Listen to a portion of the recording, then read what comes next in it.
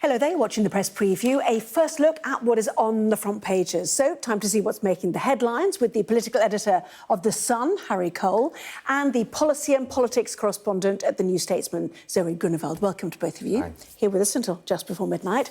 Front pages, though, let us start with the Financial Times and the conflict in the Middle East, and the FT reporting on the growing pressure for a humanitarian ceasefire. The paper also includes a story not for publication until midnight, so that's why you see that blanked out area. The Guardian also leading with the conflict with the headline Gaza's despair. Everyone is just concentrating on survival. The front page of the Daily Mail has a story on an elderly poppy seller punched by protesters at a pro-Palestine rally. Michelle Moan's shock. Finally, she admits her PPE link, reads the Mirror, with the story on Baroness Moan admitting to her involvement in a £200 million pandemic PPE deal. Front of the Metro, around 300,000 women at risk of breast cancer will be offered a drug to decrease their chances of developing it. On the front page of the Eye, the headline, Green King, forced to announce shredding of eco-policy. The Sun is reporting on Prince Harry flying to see a Katy Perry concert in an oil tycoon's jet. Well, a reminder, by scanning the QR code you'll see on screen during the programme, you can check out the front pages of tomorrow's newspapers while you watch us. So let's head straight to Harry and to Zoe. Welcome to both of you. Zoe, why don't you kick off with the Financial Times, another apocalyptic picture, really, but talking about the pressure for a ceasefire, the United Nations. We know there's been a phone call with Joe Biden and Benjamin Netanyahu tonight. So bring us up to date. Yes, so, there is pressure basically coming from all sides now for a ceasefire. There was the airstrikes and the conflict in Gaza sort of reached boiling point. Last night, we saw the levelling of apartments. There's been bombing around civilian areas, and we know they're closing in around Gaza City. The death toll in Gaza has now risen to 10,022 people. ActionAid said 500,000 people in Gaza were facing severe food shortages, life-threatening illnesses. The United Nations have said that refugees coming from Gaza are so crowded that there isn't enough room for them to sleep. There's not enough room for them to eat. There's one toilet for 700 to 800 people. I mean, it really is. We're seeing the full force of this humanitarian catastrophe. And the real question is, you know, what happens next as the fighting intensifies, as Israel continues its descent into Gaza City. How many more casualties are we going to see, and how is the international community going to respond? Yes, the FT there, quoting the aid group ActionAid, saying that 500,000 people in Gaza are now facing severe food shortages and life-threatening illnesses due to the acute lack of food and water. You blanch slightly at the 10,000 figure for deaths because it comes from Hamas, clearly, as we go to The Guardian. We know that they inflate their numbers. They've been They published a list of names earlier, though, didn't they? Of those but look at they have inflated their numbers. The international community agreed that their own accidental missile strike on their own hospital, which they said killed 700 people, actually that figure was pulled out of thin air. There's actually no evidence of that. So, yeah, we do have to blanch slightly, I think, is actually a very accurate description of it. Just take it with a pinch of salt. Obviously, people are dying, and it is horrific scenes we are seeing there, but it goes back to that same old question of, you know, what is the alternative here? Israel's stated aim is to replace Hamas as the governing force of Gaza. They are not the government. Israel is not the governing force of Gaza. It is Hamas. I think that the problem is again, the Rafah border is now shut. When those aid trucks were getting through, yes, it wasn't anywhere near enough, and that's why the international community is calling for this sort of slightly fudged humanitarian pause. Does that mean 10 minutes? Does that mean 2 days? Does that mean 2 weeks? No sign tonight Israel are going to be pausing anything. They are closing on Gaza City. They're closing on the military headquarters of Hamas. That appears to be the growing target now, rather than going through those tunnels and clearing them one by one and fighting, you know, getting bogged down in tough urban warfare with fighters go straight for the top, and if they can do that quickly, the quicker they can do it, the better. Yet again, there's The Guardian. Everyone is just concentrating on survival. Jason Burke reporting there from Jerusalem. You go into Gaza City, clearly people are still there. Many people did not move to southern Gaza. Go for the tunnels, that's where the hostages are being held. You know, there's pressure on the Israelis, isn't it? They go back to what Anthony Blinken said at the beginning, how they do this matters. But this is the nub for them, as Harry pointed out. Gaza City, you know, that's the seat of Hamas, and that's the point for the Israelis, isn't it? Yeah, absolutely. I mean, they say their stated aim is to wipe out Hamas. But as you said, there are still so many civilians living there. You know, the civilians in Gaza do not have the same sort of level of protection as the citizens in Israel do, in that they don't have shelters to go into. You know, they don't have access to hospitals in the same way, clean water, food. And there are a number of people. We know half the population in Gaza, almost half the population is children. So there's an incredibly vulnerable population there. Where do they go if they try and escape? You know, it really is a very, very difficult situation. And absolutely, you know, Israel have said they're not going to rest until they wipe out Hamas. Well, there are going to be a ton of civilian casualties on the back of that. And that is a really extreme and extraordinary thing for the international community to look on and watch. I do think there's a slight hypocrisy here with the quote international community when scenes like this play out in countries all the time. It does seem that Israel, for some reason, is held to a higher level of accountability when it defends itself than other countries are. Yeah, there are outrages across the Middle East. There are Muslims being killed by dictators. Syria was held to account, was it not, when it was to some targeting degree, its own to some degree, And but not. But you know, there are other. You know, look what happened in Egypt. Thousands of people are being killed in Egypt, but somehow Egypt isn't held to the same scrutiny day in, day out by the international community as Israel does. There's just something about Israel, isn't there? There's such an imbalance of power here. You know, you have Israel, which is, you know, it's got a big military. It's backed by all these international allies, America, the UK. Palestine is a small state with, you know, a very, very young, vulnerable population. And they do need, you know, there does need to be some standing up from the international community in support of Palestine, making sure Israel are defending themselves within the bounds of international law. But everyone keeps saying, oh, you know, there has to be a proportionate response. No one has yet been able to identify what is a proportionate response for the horror that was seen a month ago.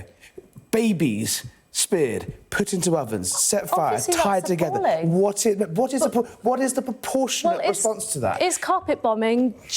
100,000 it's clearing out the terror. Is that a proportionate response? 100,000 children have not been, quote, carpet bombed, have they? Well, Gaza has been, and thousands of children. What is it? 4,104 children have been. If you believe these figures, yes. Look, the answer is there is no sort of fair way of doing it. There is no proportionate attack. A line was crossed on the 7th of October that meant that Hamas must be destroyed. This is a safe space for terrorists in Gaza now, and I'm sorry, but this is, you know, the Hamas have brought this on themselves, and yes, they are the ones hiding in schools and scouts. And I know that, and the innocent people slaughtered in their beds and raped and murdered in Israel didn't bring that on themselves either. Nobody's saying that. So I just don't understand this idea that suddenly that Israel has no right to defend itself against that, has no right apparently to clear out Hamas, because you've got the United Nations who've clearly taken a side here, and every do-gooding charity going past saying this is unacceptable. It's you know, I'm sorry, but say they're on the Hamas. Civilians, that's the point, isn't it? Yeah, they're but it doesn't need to be so Gaza civilians at the moment, not Israeli civilians. So, but this is a debate that's, you know, taking place here in the UK. If we take us to the Daily Mail, a poppy seller, punch bar protesters, age 78, the protests. It's led to an argument about what happens on Armistice Day and Remembrance Sunday. Should a planned protest, for example, in London on Saturday, be postponed and moved? Clearly, Suella Braverman's been very strong on this. You know, the organisers of that demonstration say they are not doing it anywhere near the Cenotaph and they've delayed it. Should it be ditched for this weekend? Where do you know, what should happen? No, I don't think it should be ditched for this weekend. I think it's Armistice Day. It's incredibly important that we respect and celebrate that. But I think what the protesters would argue is that this is almost the perfect time to take a stand, take to the streets and protest a war where millions of, you know, innocent people are at risk, their lives are at risk, civilians are being harmed. I understand the desire to pay our respects to the war dead, but ultimately one of the things that all these soldiers throughout history in Britain have fought for is democracy and our freedoms and our right to protest. And to shut this down because it's obstructive or it's disrespectful, I don't think is in keeping with the spirit of actually what we're talking about and what we're thinking about when we recognise Remembrance Day? The 1986 Public Order Act is there for a reason, in the fact that it's incredibly hard to shut down protests in this country, and rightly so. Rightly so. That said, I think we're sort of heading towards an elegant fudge, I think, in the fact that Whitehall, the cenotaph, won't be avoided. I think the cops are under huge amounts of pressure, mainly because they have policed these protests appallingly so far. They are really feeling the hilt now. Mark Rowley, who has been Commissioner Mark Rowley of the Met, has been a new broom in the Met. He has cleared out a lot of wrong-uns out of the Met, which is a good thing and long overdue. This is really his first test now, and he hasn't done brilliantly. They had week one where there was sort of, Metropolitan Police social media accounts doing nice emojis and explaining how jihad was actually OK. And then they went a little bit too far the other way, sort of trying to be all tough like the week before, and they just haven't quite found the right balance. I hope by Saturday, the organisers of this protest probably realise actually they're more likely to jeopardise their cause of what they believe in than do it. And yes, there are lots and lots of people there peacefully, but we've seen some absolute scumbags on these protests. You've seen people inciting hatred. You've seen violence. We've got it again on the front page of the Daily Mail tomorrow. Poppy seller, 78, punched by protesters. There has to be someone's right to protest does not trump someone else's right to sell a poppy aged 78. So they really do need to find a balance here. And, yes, a lot of these people on these marches are quite hateful. The evidence of that is all over social media. Yeah, OK. I know you'll disagree with a large part of that, but we'll see what happens at the weekend, certainly. In the meantime, will law and order be a central part of the King's speech? Try and get it right. And also the Eco Point, the Eye and a number of newspapers suggesting that the Green King is forced to announce the shredding of eco policy, which is this oil and gas licences, presumably, Zoe. Yes, yeah. So we know that King Charles, it's hard not to call him Prince Charles as well as King Charles has always been a conservationist. He's talked a lot about the environment. That's been a huge part of, his public offering. And now this front page of the Eye is basically saying that he's going to deliver the King's speech through gritted teeth as Sunak's plan to announce new oil and gas licences, and we've seen that with some of the rolling back of some of the net zero rhetoric from the Prime Minister as well. Obviously, the job of the monarch is to remain politically impartial here and to deliver the speech. So this is quite a provocative headline, I'd say, from the Eye. Good pun, though. Yes, it absolutely is. But yeah, I mean, it's and also they're setting out other things that are going to happen in the King's speech, as you said, anti-strike laws, tougher sentences for criminals, lots of things that have already been suggested that we'll hear more about tomorrow. Good pre-election dividing line fodder. Exactly, and you've got a ticket, yeah? I've got a ticket. It's a ballot, you're a ticket, you get to see the a golden ticket to see the Green King. No chocolate, but yes, exactly that. And your paper going on this striking band at Christmas. We should see like saying we're doing everything we can to protect Christmas. Well, this is actually not in the. This is weirdly actually not in the King's speech. Okay, sorry. No, it's fine. It's sort of part of the sort of package of the stuff they're getting out this week. The minimum service legislation was actually passed in January, but that was only for education and NHS. And it's been extended. Extended to blue lights and, crucially, trains. And obviously, the RMT, Mick Lynch and co. all going bananas tonight, which is, I imagine, exactly where the government want them. Yeah. Do you need to dress up? For the King's speech? Yeah. I don't know what tie I'm going to wear. Yeah. OK, right. Vote now. What colour? Green, I think. Yeah. Exactly, green, eco-warrior. Anyway, lots more still to come, including a defiant Donald Trump appearing in court in a New York fraud trial. That in just a moment.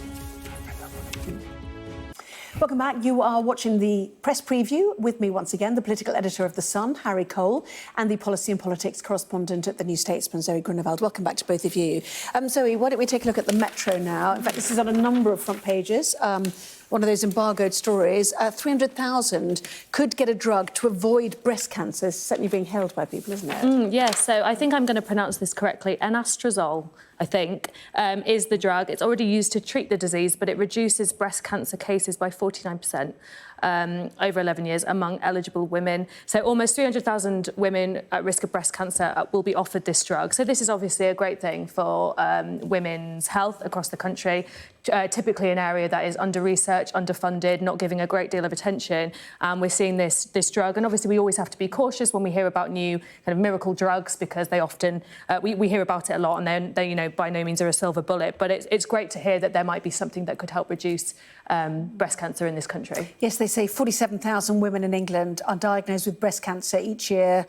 Quotes from the Health Minister, Will Quince: breast cancer is the most common cancer in the UK, so I'm delighted that another effective drug to help to prevent this cruel disease has now been approved. We've already seen the positive effect anastrozole could have in treating the disease when it has been detected in postmenopausal women, and now we can use it to stop it developing at all in some women. So the repurposing, as you said, of another drug. I mean, it's fantastic. There's been a few of these approvals in the last, I think, the last year.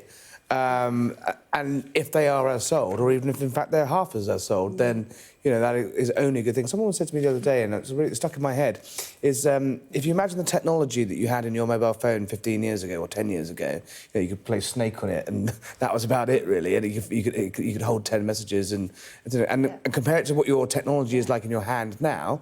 Now just think about that in terms of medicine, and you're seeing why these are now hitting the approvals and hitting the NHS. So, in a long pile of pretty miserable and grim news, it's nice to have thank goodness. Yes. Exactly. To the FT, though, Harry, why don't you kick off with this? The Donald's Trump back. Defiant, back again. He was actually in the dock, literally in the dock today, and the judge, I think, at some point said to Trump's lawyer, if you can't control him, or control your client if you can. Yeah. And I think that just sort of sums up Donald Trump, isn't it? This is a guy who, polling showed today, is, really pulling ahead of Biden now in those key swing states. 5 out of 6 battleground states. And you just think, what is the world coming to? What is America coming to when the presidential frontrunner is literally in the dock? What? And it seems to be working for him. It just plays into that Trump narrative of everyone's out to get me, they're just jealous, poor little Donald. Yes, I said my house was one price when I was trying to insure it and another price when the tax man came knocking, but, and he sort of riffs on that. He kind of does that sort of, well, who wouldn't do that? And depressingly, it seems to be working. But, I mean, the state of American politics now, you've got Joe Biden, I'm going to be polite, completely unfit to be, lead the world, essentially. And on the other side, you've got Donald Trump. What a sort of complete dearth of candidates. It makes our politics people were look positively defending glowing. Biden today that just because he looks old and occasionally sounds old does not mean he can't run the ship effectively. Well, he's got a lot of people around him who are essentially running the show. I think the problem with Biden, and I think there's obviously some optics here around the war and the economy, and these things can alter wars now. The wars, the multiple wars can alter the approval ratings. But there's also this perception that he might be too old to fight another presidential election, especially if he went up against Trump, who, as we can see from this, talks round and round, doesn't really make a great deal of sense, and can be very frustrating to come against. Especially in a court, But I would also caution, these polls, that they're coming now, but we're ahead of midterms, we've got plenty of it's 1 year, time. isn't it? Lots can change in a year. So we should be cautious about Trump's lead, I think. Yeah. Now we just need a sweepstake to see what the date gap will be between the UK and the US election. A few days maybe. You never know. Anyway, we'll see you later. Thank you both very much indeed. Harry Cole, Zoe Grunewald, thank you.